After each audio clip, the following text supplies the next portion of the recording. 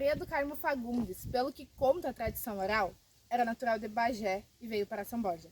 Uma mulher diferente daquelas da época que viveu. Levava uma vida profana, gostava de beber, fumar, ir em festa e teve vários amantes, mas nenhum relacionamento duradouro.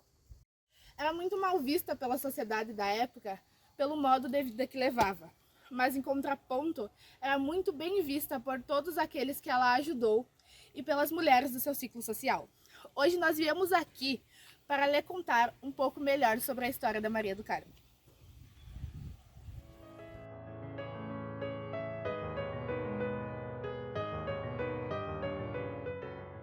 Hoje nós estamos aqui com a professora Eliane Coelho, professora de turismo do Instituto Federal Farroupilha. Ela vai contextualizar e contar no seu ponto de vista um pouco melhor sobre a história da Maria do Carmo. Então, quando eu cheguei na cidade de São Borja, eu ouvi falar sobre a história da Maria do Carmo. Contavam que era uma mulher, lá no início do século XX, 1900, 1910, que era natural de Bagé, mas tinha vindo morar em São Borja, e ela era uma mulher que agia de maneira diferente no seu tempo, em questões sociais. Ela era uma mulher que gostava de beber, de fumar, de ir a festas, era bastante vaidosa, estava sempre muito arrumada, era bastante namoradeira, né? Então tinha namorados, amantes, que era uma situação diferente das mulheres naquele período social, que eram mais introspectivas, mais reclusas. E por ter essas características, ela era considerada por alguns como prostituta. Porém, também há relatos de que era uma pessoa muito bondosa, especialmente ali na sua comunidade. Ela estava sempre disposta a ajudar quem precisasse de diferentes formas, apoiando, dando carinho, atendendo de diferentes maneiras. E especialmente ela era muito atenciosa com as mulheres, ajudava bastante as mulheres. E aí, o que conta a história popular, né, a história oral, não tem registro nenhum histórico verídico que a gente possa ter como documento, documental, é que um dos amantes da Maria do Carmo, por questão de ciúme, acabou matando a Maria do Carmo.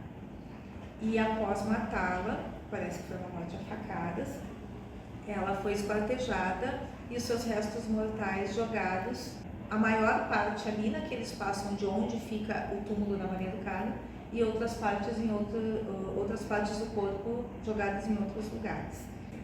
Como é um relato oral, outras pessoas dizem que a Maria do Carmo estava grávida e que o possível pai da criança não queria que ela estivesse grávida e por isso ela foi morta, para evitar essa gravidez. Então, se essas histórias são verdadeiras ou qual é verdadeira, não se tem certeza. Hoje, naquele espaço, tem um túmulo e do lado do túmulo dela tem um túmulo infantil, que não se sabe se está ocupado ou não, e não se sabe se era dela ou não, mas é um túmulo posterior à construção do túmulo dela. Isso é a informação que se tem.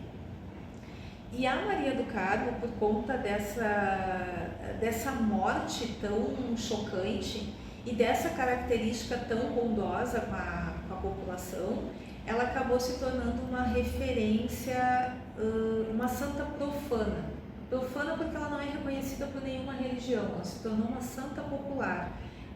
A população entendeu a pessoa dela, o que ela representou, como algo especial e que ela passou a atender pedidos quando solicitado, com exceção de pedidos de amor.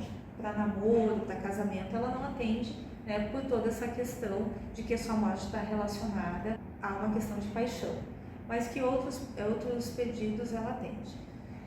E por essa crença popular, essa história foi crescendo, foi se disseminando pela cidade e ela recebe então agradecimentos na forma de bebidas, de cigarros, de batom, de esmalte e às vezes até com a pintura do túmulo dela. Aproveitando essa sua última fala, a gente queria saber qual a relevância da Maria do Carmo para a cultura samborgense. Bastante grande no sentido de que é uma cultura que veio da população, foi uma história desenvolvida pela população, disseminada pela população e não algo que veio por causa da história ou que algum tipo de instituição religiosa ou de qualquer outra maneira trouxe para o local.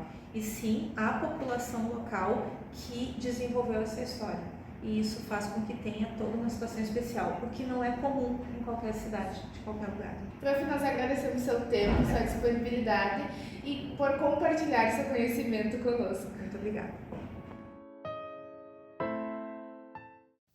Aqui é considerado o túmulo de Maria do Carmo. Ela foi assassinada por paixão e ódio de um dos seus amantes. Seus membros foram esquartejados e sua cabeça decepada. Seus restos mortais foram encontrados no dia 30 de agosto de 1890. Um lugar é um espaço de identidade, história e relações sociais. Está carregado de significado para as pessoas que o vivenciam. O contrário do lugar é um não lugar, um espaço de passagem, sem vínculo afetivo ou identidade pessoal. As relações desse espaço são geralmente superficiais ou temporárias. Primeiro de Sete Povos das Missões, Terra dos Presidentes, capital gaúcha do fandango, São Borja pode ser considerada um caso singular. Um local que representa ao mesmo tempo um lugar e um não lugar. A cidade já passou por um processo de territorialização, a construção do território a partir de ocupação, organização e atribuição de significado para aquele espaço. Isso ocorreu quando os índios guaranis, junto dos jesuítas espanhóis, ocuparam a região e construíram aldeias. Ao passar dos séculos, São Borja também passou pelo processo de desterritorialização, ou seja, a ruptura do vínculo com esse território. Isso aconteceu principalmente com o avanço do colonialismo português e os seguintes conflitos, como a Guerra Guaranítica, o que resultou em destruição ou abandono das missões. Nessa cidade tricentenária, ocorreram diversos acontecimentos que mudaram a identidade cultural do povo samborgense. Um exemplo citado nessa reportagem é a conhecida Maria do Carmo, uma personagem que representa uma São Borja marcada por histórias profundas e transformações constantes.